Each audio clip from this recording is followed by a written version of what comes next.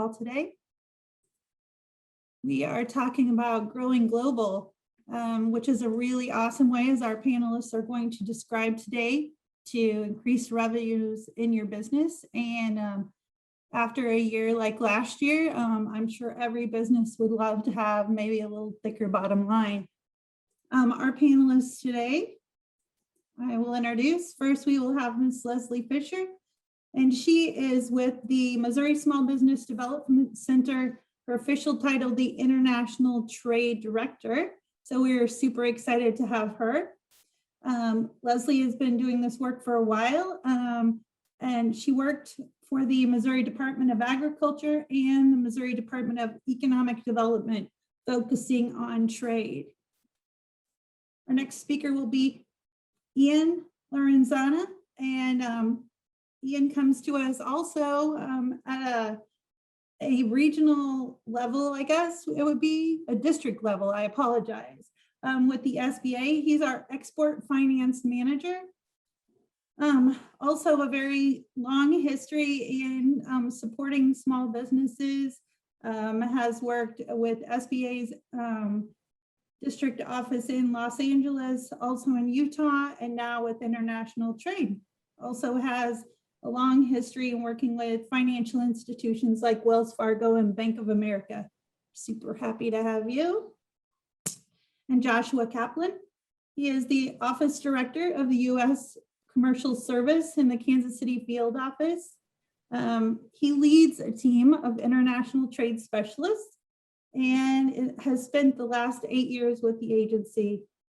Prior to being in Kansas City, was in Central Virginia, and has held a variety of positions related to international trade. So we really have a great board of experts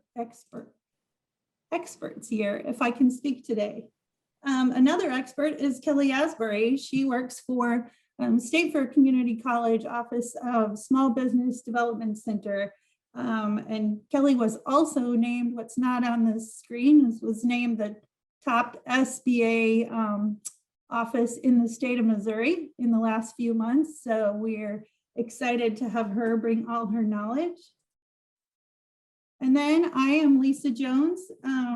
Just changed my last name from Zimmerman. So I am the Chief Economic Inclusion Officer with New Growth and supervise the New Growth Women's Business Center, which just came to fruition in January. And so we're happy to host this event. Would love to see more folks getting into the exporting game in our market. So without further ado, I'm going to pass over to Leslie. And Leslie, do you want to pull up your slides? Yes. Wonderful. All right. Are you seeing my slide there? We're seeing them, Leslie. Okay. Okay. Perfect.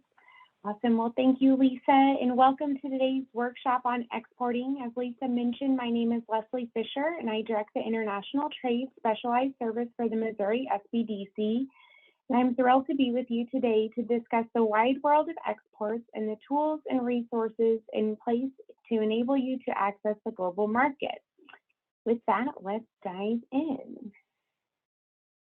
So today we will be going over in my portion what exporting is, how exporting can benefit your company, a brief overview of Missouri's export activity, some tools to assess your readiness to export, and then the resources to help you make the most of your export venture. To boil down to its simplest form, exporting is defined as the sale and transport of a good or service to another country. But as you're likely aware, exporting can be anything but simple. Changing global trade relations, differences in market entry requirements, and fears of the unknown are just a few of the reasons why exporting can seem daunting. But with 95% of the world population living outside of the U.S., ease of international visibility made possible through the internet, an internationally recognized system for classifying products, and a strong trade assistance network of support, the global marketplace represents a vast customer base and is certainly worth exploring. As a small business owner, it's also worth knowing that small to medium-sized businesses account for 98% of all U.S. exporters. and their products comprise 33% of the value of all U.S. exports. Additionally, 60% of their products, additionally, 60% of U.S. exporters only export to 1 or 2 markets. And I say that to illustrate that you don't have to tackle the world to be considered an exporter. Also, to your advantage, American brands are recognized for innovation, quality, and long-term value globally. While tangible goods may come to mind when thinking about exports, American service providers are also performing on the international stage. A few examples of exported services include accounting, advertising, business services, consulting, engineering, entertainment. Yes, Hollywood is considered an export. Financial services, healthcare, PR, telecom, testing and training services, and travel support. So service exports have seen significant business growth and are strengthening the American economy by reducing trade deficits. The American service sector is advanced and globally competitive, and as a result, wages have risen substantially in this arena. So that's also kind of cool to note. So why does it matter? Exporting offers a number of benefits and enables you to build on your domestic sales successes, smooth ups and downs in your business cycles, get full use of your production capacity, increase your competitiveness, and grow your bottom line, not to mention have some fun along the way. According to Howard Lewis III and J. David Richardson in the report Why Global Commitment Really Matters, companies that export grow faster and fail less often than companies that don't. U.S. exporting firms experience 2 to 4% faster annual growth in employment than their non-exporting counterparts. Exporting firms offer better opportunities for advancement and expand their annual total sales faster. They're nearly 8.5% less likely to go out of business, regardless of time period or export volume. Workers employed in exporting firms have better paying jobs than their counterparts in non-exporting firms, with employees earning 13 to 18% more depending on their role. With that, wages in large plants that are exporting are 23% higher, and in small plants, they're 9% higher.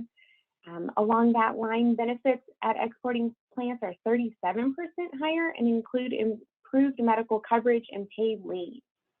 So now that we've taken a look at benefits of exporting, let's look at Missouri exports specifically. So exports sustain thousands of Missouri businesses, many of which are small. Roughly 6,000 companies in Missouri are involved in export, and of those, about 5,000 or 85% are small and medium-sized enterprises with fewer than 500 employees, generating 23.5% of Missouri's total number of exported goods.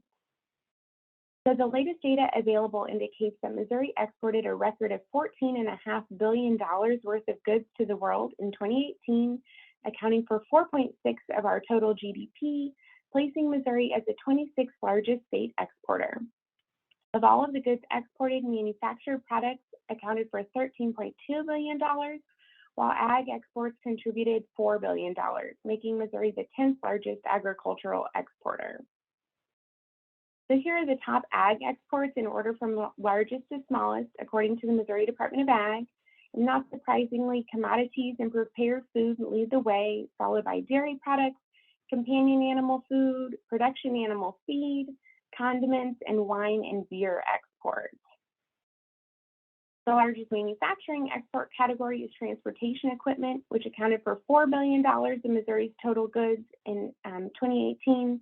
Other top manufacturing exports are chemicals, valued at $2.5 billion, machinery, except electrical, valued at $1.4 billion, and electrical equipment, appliances, and components, valued at $710 million. So looking by country, our top trade partner is Canada, with exports topping $5.6 billion, representing 38% of the total, followed by Mexico at $2.6 billion, China at $780 million, Japan at $532 million, and Belgium at $495 million. So having learned the advantages of export and seen how Missouri businesses like yours are accessing the global marketplace, you may be wondering how and where you fit in. So that's where the SBDC comes in. With an in-depth export-focused assessment, we're able to evaluate your company's global readiness and guide you in the process of becoming export-ready. As an overview, export-ready companies have an exportable product or service that has been successfully sold in the domestic market, have commitment from ownership, are prepared to fund exporting activities, and understand that international activities can have a longer return on investment.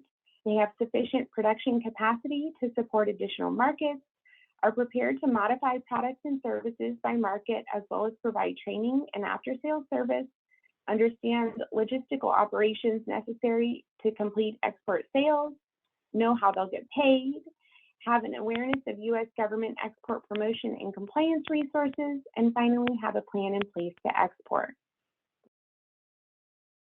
In short, an established company with an exportable product or service with management ready and committed to exporting, but that has not yet made your first export sale, most accurately describes a ready to export company and is who our program is tailored to support. Once we have assessed your readiness to export with a robust multiple choice and open answer questionnaire, we'll work with you to create an export plan, which will be an integral first step to exporting. Having a plan is also key when taking advantage of the trade opportunities my partners on the call will be talking about next. So our vision is to provide a robust, multifaceted export education program that will enable Missouri companies to successfully access and navigate the global marketplace while integrating you into the existing export ecosystem throughout the state. As an SBDC, we serve a foundational role in the export assistance community, serving to provide new to export companies introductory export knowledge, again, export business planning services, and then introductions to other export assistance entities at the state, federal, and private level. This is significant in that our scope of work is to educate our existing and new domestic client base about the benefits of export, like we're doing today, the basic tools to get started, and then again, providing referrals to our partners on the line. You can think of it as the first stop for new to export companies, with our primary focus on making companies that are not yet export ready, ready to export. And again, with the tools that I mentioned earlier, this will be key in taking advantage of additional trade promotion activities sponsored by the state and federal partners like the U.S. Commercial Service and Small Business Administration. So our strategic objectives are simple but vast and in place to support you, the Missouri business owner, the Missouri economy, and exports globally. International trade expertise is integrated with all of our SBDC services in the network, providing our clients assistance developing your export plans and again, connecting to export partners. Any SBDC with an international trade client can receive co-counseling from an international trade specialist or can be directly referred to me as the International Trade Director. The International Trade Program also makes and sustains partnerships with our aligned programs and organizations, providing international trade services by presenting at events, sharing material with our client base, and promoting and championing export services and events. So after we've assessed your company's export readiness, the next step in the export process is to research potential markets for the product you're trying to export.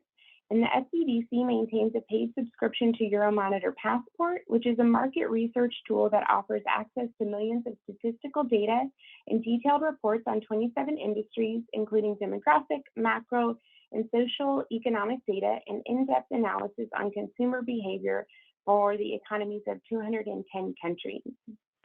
So that is definitely integral in part of our international trade processes and readiness planning. We also offer Growth Wheel export worksheets, which are downloadable worksheets that are auto-populated with common export planning considerations and tools to help you in your export development. And then in partnership with NASBITE International, the leading authority and industry standard for global business education, trade credentialing, training, and practice, you have access to Trade Passport, which is a library of trade education webinars covering a wealth of international trade topics, as well as 20 specialized trainings at no cost after registration. You can register and peruse the courses at www.tradepassport.org. I bring this up because this can be a helpful educational resource obviously for your overall education around exports, but will also be key when developing that export plan. So once you're ready to get into the details of exporting, documentation is going to be key to your success. And we have samples of all necessary export documentation on hand so you can look at it as you go. And finally, an export plan helps you understand the facts, constraints, and goals around your international efforts.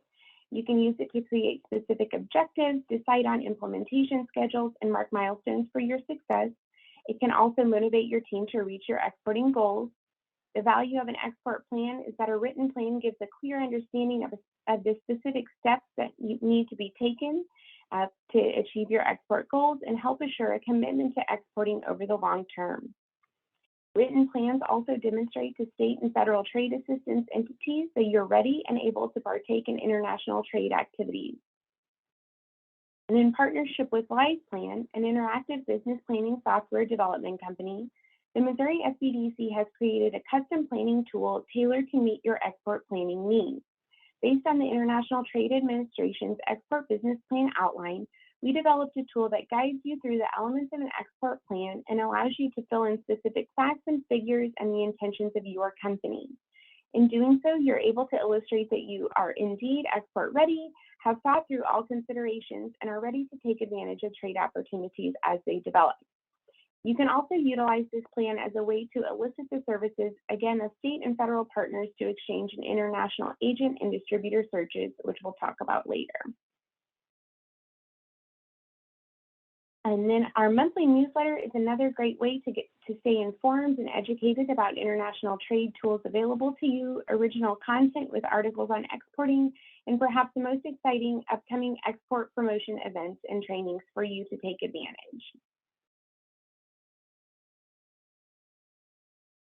And then, while not a tangible program deliverable, introductions to partners, including those we'll be hearing from next, will be key to a flourishing export venture. Each of these entities offers nuanced and specialized trade assistance, including export due diligence support, certificates of free sale issuance, international trade leads, trade missions, buyers missions, sample show representation, listings of U.S. and foreign business services providers offering export and investment assistance, customized market research, matchmaking appointments, marketing and travel reimbursement opportunities, a whole host of export assistance available through our partners. So as you can see, the wide world of international trade offers a lot of opportunity for both international sales and your global education. And while this is the end of my presentation today, I hope it's the beginning of your foray into the global marketplace, and you know that you have plenty of support along the way. And should you have any questions about anything we went over today, or would like to begin export counseling, please contact Kelly, Lisa, or myself, and we'll be thrilled to work together. Thanks so much, Leslie. That was great. A lot of really good information there. Our next speaker is going to be Ian Lorenzana with oh my gosh, I'm really doing great today. I apparently my tongue is too big for my mouth today. Ian is with the SBA, and he's going to talk to us about exporting. Surprise! Here we go.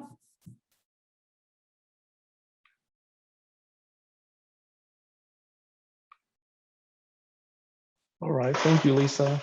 You should all be seeing my slides now. We are. Wonderful. Oh, let me move the speakers out of the way of the buttons. All right, well, thank you very much, Lisa. Hello and good morning, everyone. I want to thank my colleagues at the SBA Kansas City District Office and the team at New Growth Women's Business Center for inviting me to be a part of this event. I always welcome opportunities to work with our partners at the U.S. Commercial Service and the Small Business Development Center, so I'm glad to be alongside with them. Just a quick introduction, since this is the first time some of you are meeting me. My name is Ian Lorenzana, and I'm an Export Finance Manager for SBA's Office of International Trade.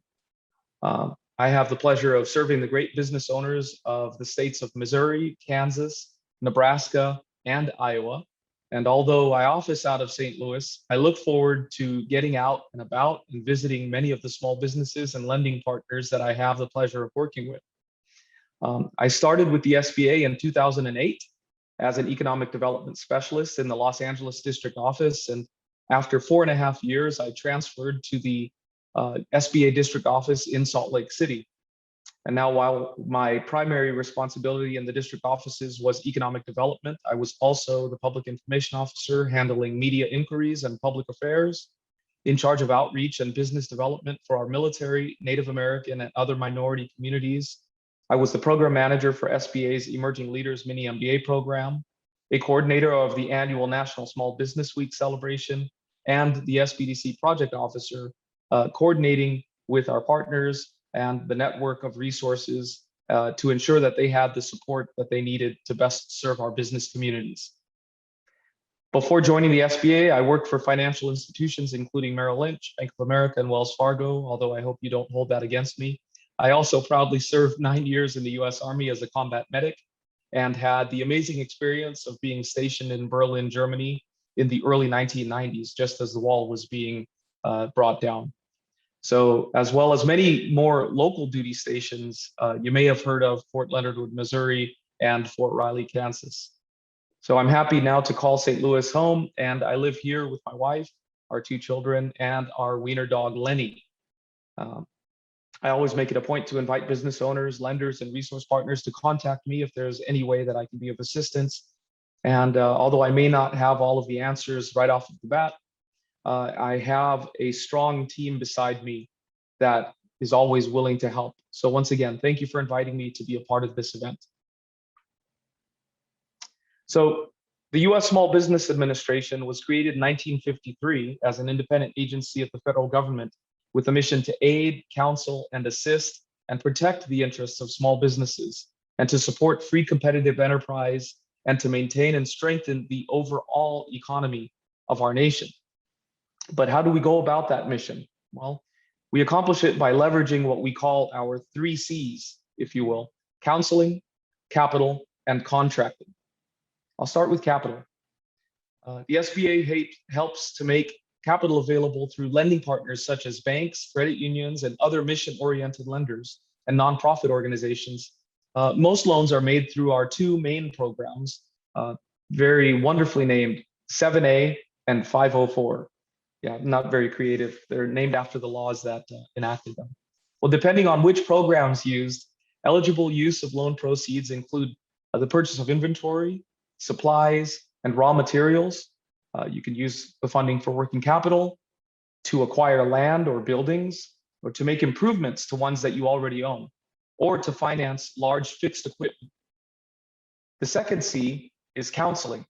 And just like Leslie Fischer mentioned, SBDC and the Women's Business Center, both partners on this call, are crucial to that.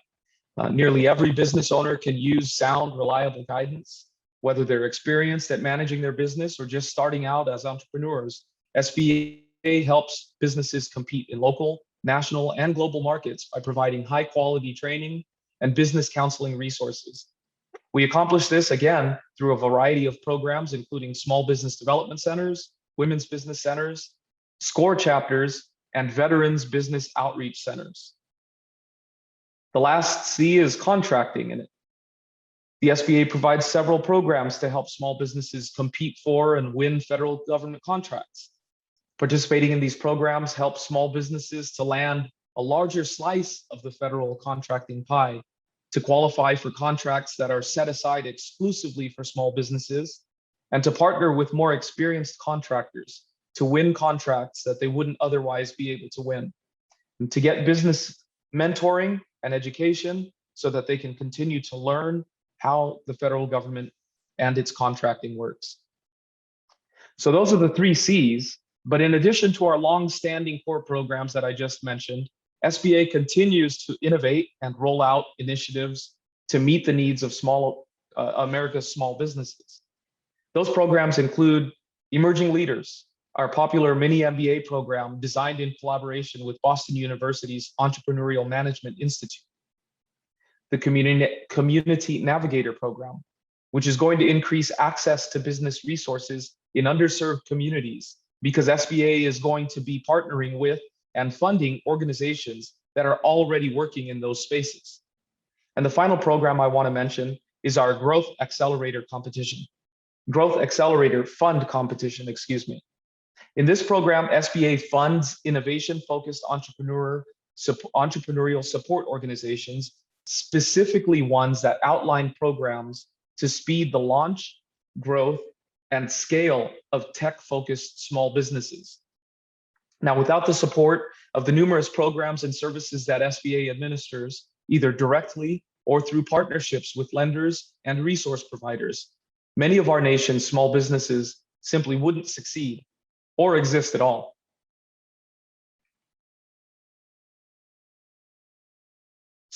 So there are different points of delivery of our services are listed here on this page. You can see that SBA currently has 68 SBA district offices, nearly 1,000 service centers of the SBDC.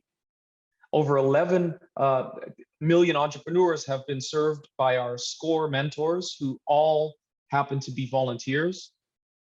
And the Women's Business Center, launched in 1988, is focused on helping women entrepreneurs to overcome the different obstacles that are particular to a women-owned business. VBOC consists of 22 regional centers serving our military, veterans, their spouses and families, and the military community all around the world. And the SBA Office of International Trade, which is where I work, is located throughout 21 US Export Assistance Centers, also known as USIACs, all across the country. So the question now is, what holds established small businesses back from selling internationally, even when they've received inquiries from potential customers overseas?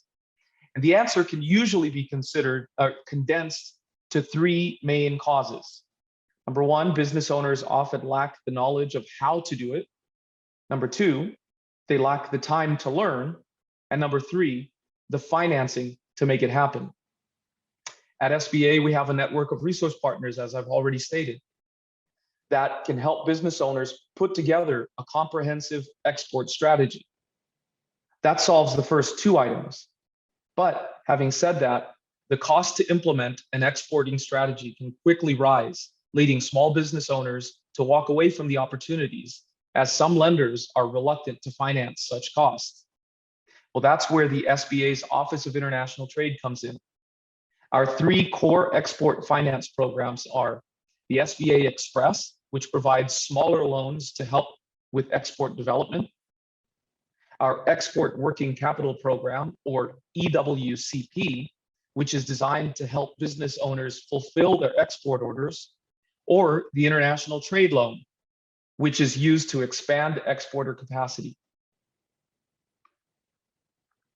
Let's start with SBA Express. SBA Express provides smaller loans to help with export development and offers both borrowers and lenders flexibility and ease of use. This is because it is the simplest export loan program offered by the SBA. Export Express allows participating lenders to use their own forms, to follow their own procedures, and to rely on their own analysis. Not only is this the simplest export loan program, it's also one of the fastest to process. Once an application is submitted, the SBA can usually provide an answer in just a couple of days. In general, SBA looks for businesses to be in operations, although not necessarily in exporting, for at least a year, and be able to demonstrate that the loan proceeds will be used to support their export development activity. Now, once approved, loan proceeds can be used for a variety of business purposes, such as paying to participate in foreign trade shows, financing standby letters of credit, translating your marketing and your website,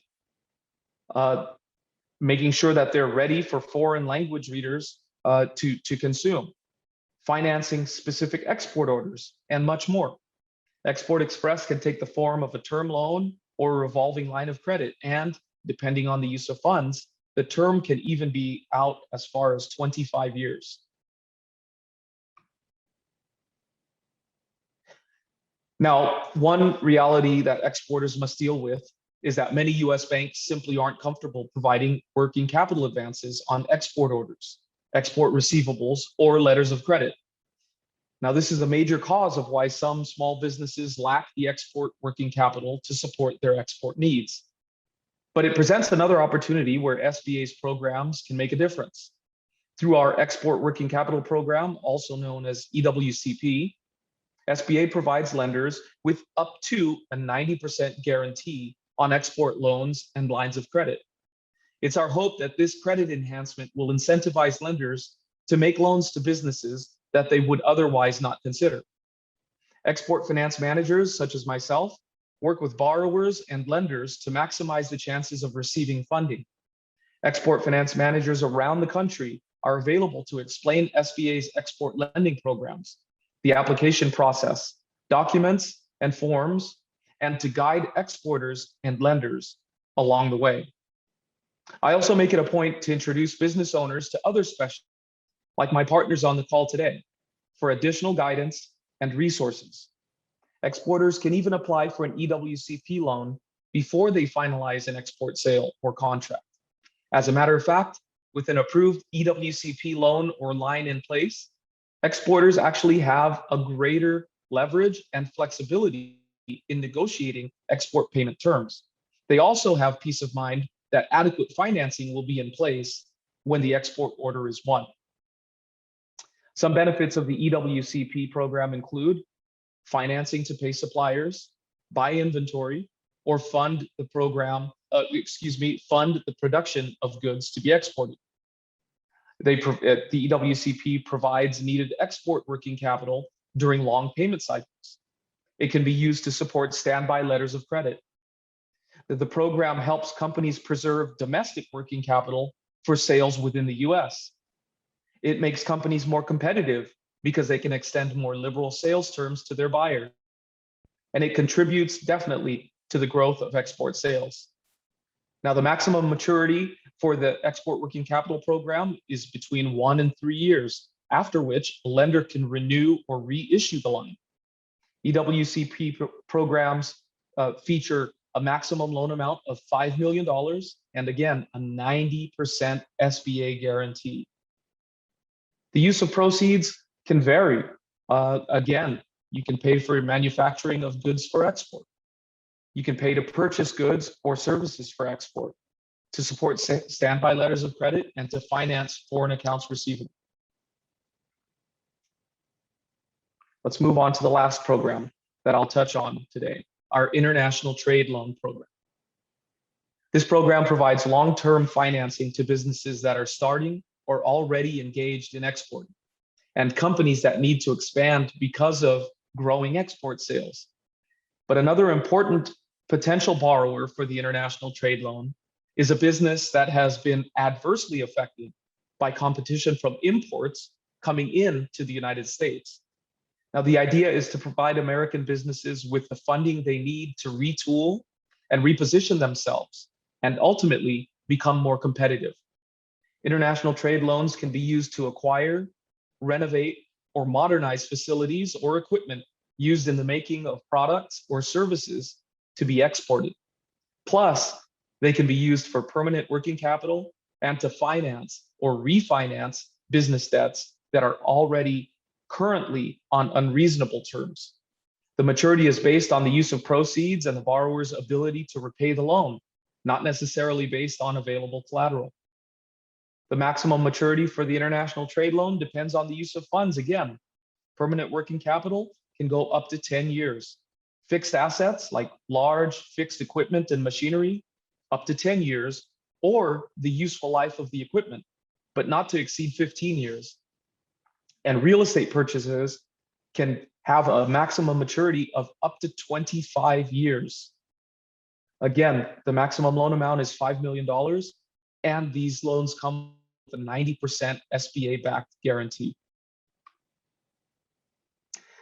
And so, in closing, I want to mention that it gives me plenty of satisfaction to know that the work I and my many colleagues and partners do helps Americans to start, build, and grow their businesses. I know we make a difference in those businesses, and businesses make a difference in people's lives and families. and I can hang my hat on that. Again, my name is Ian Lorenzana, and I want to thank you for your attention and invite you to contact me with any questions or to get started on taking advantage of one of our programs. Thank you. Thank you, Ian. That was great information. Next, we will have Joshua Kaplan. He's the NASBITE Certified Global Business Professional Director at the U.S. Commercial Service in the Kansas City office. Josh? Yes, good morning, everyone. Can you see my slides? We can see them, Josh. Okay, great. Well, thanks. First of all, my name is Joshua Kaplan, as was mentioned. I'm the director of the U.S. Commercial Service Office located in Kansas City, Missouri. I'd really like to thank Lisa at New Growth for having me on the program, as well as my fellow panelists, and to all of you who are joining. You know, to me, this is my first interaction with the New Growth group, and as I will talk about a bit, we're always looking for ways to engage more directly with businesses and with partners that are located outside of the major metro areas, in this case in Missouri. So I really welcome this opportunity and appreciate it. So, you know, as was mentioned, the U.S. Commercial Service is a federal agency, and we are the export promotion arm of the federal government. So what that means is we're focused on finding new ways to support businesses, including rural businesses, such as those of you on the line, in finding new international customers. Now that you've already heard about getting started on your exporting journey from Leslie, and you've learned a lot about how to finance your exports from Ian, I'm going to focus on how to find international customers, or at least I'm going to touch upon some of the tools that we have at our disposal to assist you in doing that. I'm not going to spend a lot of time going into individual services. I just feel like that could be a separate conversation, but I definitely want to highlight a few items. So before I do that, though, I'm going to talk just a little bit more about why exporting is important. And Leslie did a great job already about highlighting some of these key statistics. Although I do believe that there are some on the line here who may not be exporting as of now. So I wanted to highlight a couple kind of top line data points. And in following that, I'm going to talk just a bit more about our agency and sort of how we're set up. And then I'm going to share some information about a new resource that we have that is focused specifically on how to support rural businesses, including those in Missouri. And lastly, I'm going to talk for just a few minutes about our offices in Kansas City and St. Louis, and make sure you know how to get a hold of us. So without further ado, I will continue here. And just to say that in the next few slides, I'm gonna, as was mentioned, I'm gonna highlight a few of those key data points that you might want to look at as a business if you're not already exporting, as to why you should do that. I know that moving into exporting can seem daunting, and it has some specific challenges, but it's certainly attainable for small businesses in Missouri. Even, you know, I understand from talking with colleagues yesterday that the average size business in Missouri has about 10 employees. But there are many businesses that are 10 employees or smaller that have found a lot of success in exporting. And part of the reason for that is because, in spite of the challenges that may exist with regard to exporting, there are a number of ways to address those potential issues in advance and to set yourselves up for success. You know, a number of which have already been mentioned in terms of resources. There are others as well. So I will just move along here. Now, this is an interesting number. It says $2 million, and this is using information that's sort of from before COVID.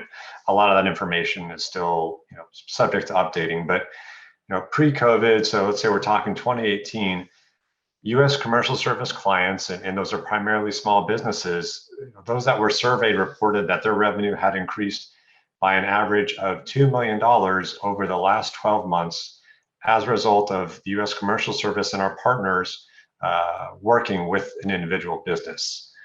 So what this number means really is that, or at least what it demonstrates, is for exporting companies that are utilizing all the resources that are available, exporting can really make a significant mark on revenue. I mean, I would imagine that that number is pretty significant for just about everyone on the line here, as well as the vast majority of other businesses. So that $2 million figure, I thought was something that I would want to point out. And the next piece, and this was alluded to by Leslie in her presentation as well, has to do with growing faster and staying in business. So according to a recent study published by the Institute for International Economics, US companies that export not only grow faster, but are nearly 8.5% less likely to go out of business than non-exporting companies. Now, this last year and a half or so has shown us that there are a lot of risks associated with having a business, and there is a chance of failure. But exporting companies in particular, for a number of reasons, but in particular because of the diverse nature of their customer base, have historically been able to much better withstand difficult economic times, such as those that we've seen ourselves in the recent years. While there's still data forthcoming, it's safe to say that even during this time of COVID, many of the businesses that have been able to persist have done so in part due to their international nature of their sales. One example that might come to mind would be with regard to exporters that ship to China. China has been at a different stage with regard to their economic recovery than much of the Western world. And if someone is able to supplement their domestic sales, perhaps falling with an increase of sales to places like China, that might help stabilize revenue a bit during this time. So now that I've taken just a few minutes to talk about what I believe to be a few really key important data points with respect to why it's important to be exporting, I'd like to talk just for a few minutes about how our agency can support export growth and development. So this is a really kind of busy slide, I would say. There's a lot on here, and I'm not going to read it all. But really what we're looking at is a snapshot of how the U.S. Commercial Service, along with our partners, including those on the line, can support businesses in Missouri, exporters in Missouri. So I'm not going to go into, there are separate presentations about all of these items that I'm not going to bore you with today or focus on today. That's again for further conversation, and actually a lot of this information, our website, it's still a government website, it has room for improvement, but there is a lot of information available on these specific programs. So I'd encourage you to go there, and that's trade, just the word trade.gov. But I would like to draw just a little bit of attention to the first three groups of services that are listed here on this slide. And those are export counseling, market intelligence, and business matchmaking. So those would probably be the areas that would be most commonly encountered by the businesses in this meeting, in this Zoom, depending upon where you may be at in the exporting business process. There may be opportunities for immediate business matchmaking if you're already a somewhat more experienced exporter, already have markets identified. Perhaps you've worked with Leslie or one of her colleagues to develop your export business plan, or have worked with Ian or someone on his team with regard to some export financing tools. Maybe you're ready to find that next partner. Well, that's something that our office can assist with through working with our partners overseas. So that's one scenario. Another one might be perhaps you're not quite there yet. You have a few markets in mind. You want to narrow down your search. Maybe that's where market intelligence comes into play. So it really is going to be a case-by-case basis in terms of which services might be most timely for your business. But suffice it to say, there's quite a bit that can be covered here. Now, for the next slide, I'd like to touch upon a new program, as was mentioned, that is really our agency has really made a point to focus on how we can more intentionally and fully support rural businesses in particular. And that's through our Rural Export Center and the RAISE program that is run out of that office. So here, and again, there's more information again online through trade.gov. But you'll see here, this is a slide talking about something called RAISE. And that's a program that was started a few years ago by someone in our Fargo, North Dakota office. It's really a kind of a unique, interesting, in-depth, primarily market research service that has really shown itself to be of great value to rural companies across the U.S. But even though the Rural Export Center is located in North Dakota, and that's sort of where it started, that office is providing services to exporters across the country. In 2020, they just released these results, but in 2020, the Rural Export Center delivered 46 market research reports to 22 companies across 18 states. Now, that may seem like a relatively small number when you're talking about the sort of universe of small businesses in the US, but these are all rural companies. They have to be an hour's drive or more outside of a major metro area. So these are meaningful projects that really help to move the needle in a lot of different parts of rural America. Now, I'm not aware of projects having been undertaken using RAISE in Missouri. I would really like to change that. I think this is a great program. There have been several delivered to Kansas companies, so just across the state line. So it's certainly something that is feasible, and we stand by ready to sort of talk with businesses about how to utilize this particular tool.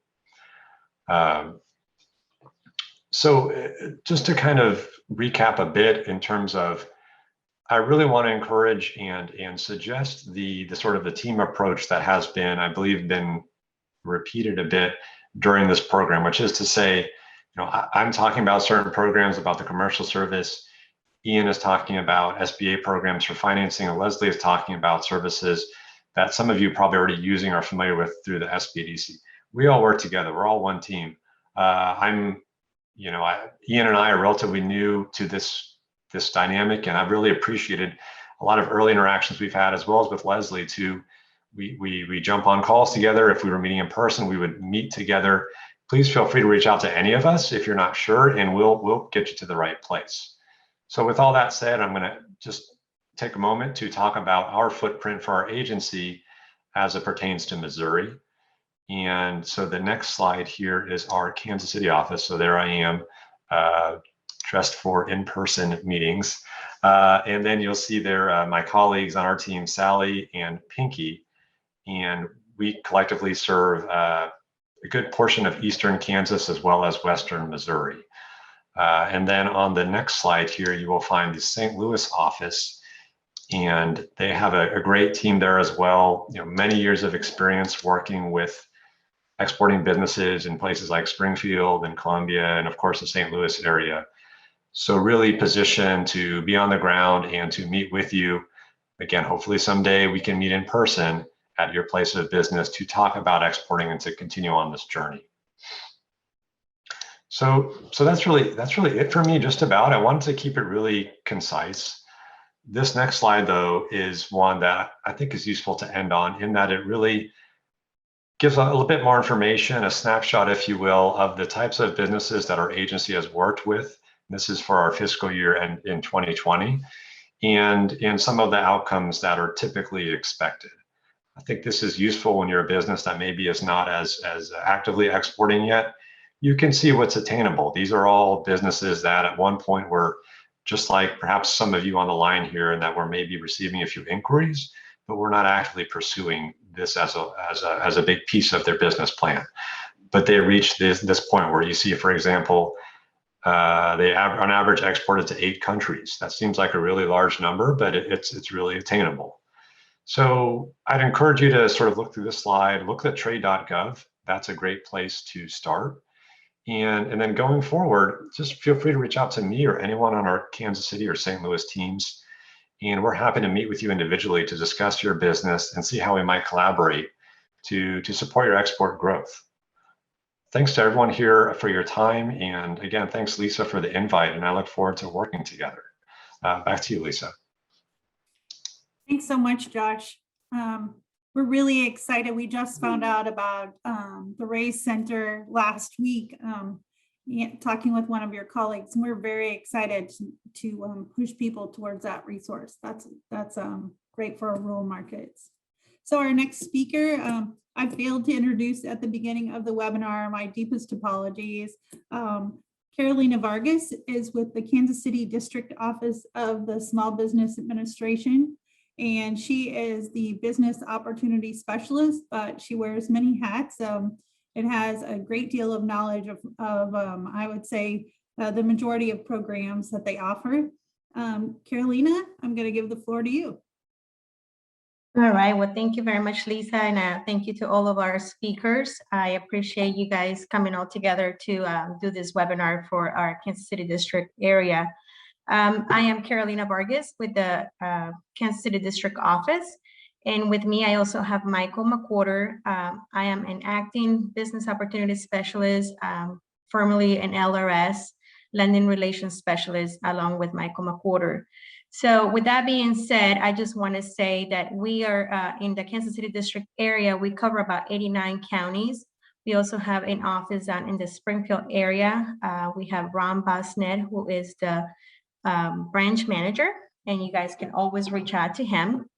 But we want to make sure that you guys know how to reach to us for any assistance when it comes to connecting you to either the SBDC or our international trade with Ian, or even to our lenders. We have over 600 banks in the Kansas City district area, and you can either call us or always tell you to go to Lender Match, which is an SBA tool for small businesses to find lenders within our area.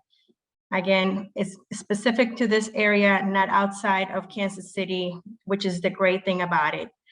They will understand the rural areas, and again, also here in the Kansas City metro area. So with that being said, thank you very much, Lisa, for having us, for putting this together with me. And I do appreciate all of you. Thanks, Carolina. Next is Kelly Asbury, the Small Business Development Center at State Fair Community College. Hi, everyone. I don't know what else I can add. What a tremendous group. And I am just really proud to be part of this, part of all of this and the resource partners that I'm involved with. So Leslie did a phenomenal job as far as explaining what Missouri SBDC does. Lisa, I appreciate you pointing out, and I am proud that we did.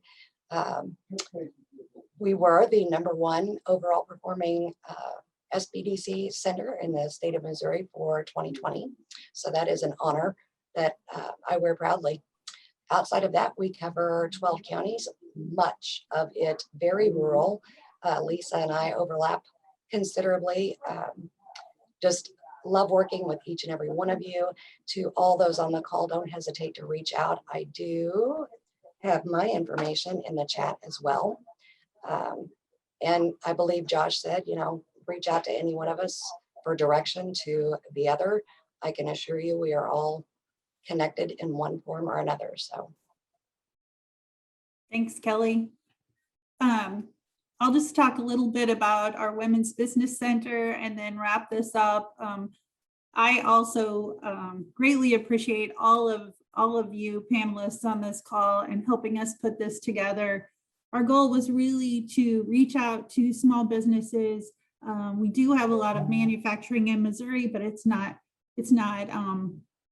maybe bigger operations, it's smaller operations. But our goal really today was to show that anyone has the ability to export. There's all of these folks that are willing to help you at whatever stage you're at in that.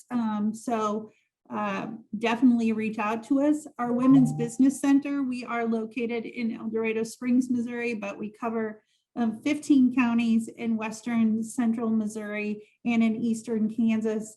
And again, very similar, we're funded by the SBA, but work with the SBDC, work with SCORE, VBOC, and definitely all of our SBA partners to try and help your business grow. We will be sharing the slides from today with all of you that have attended.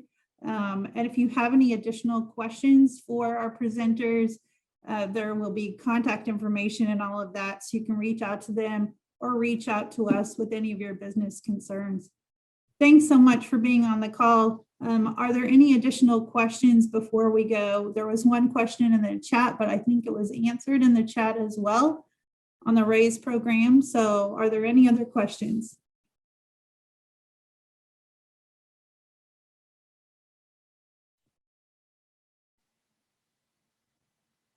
All right, I'm not seeing anything else come up. Thanks to everyone for your time today, and we look forward to presenting more webinars soon. Thank you.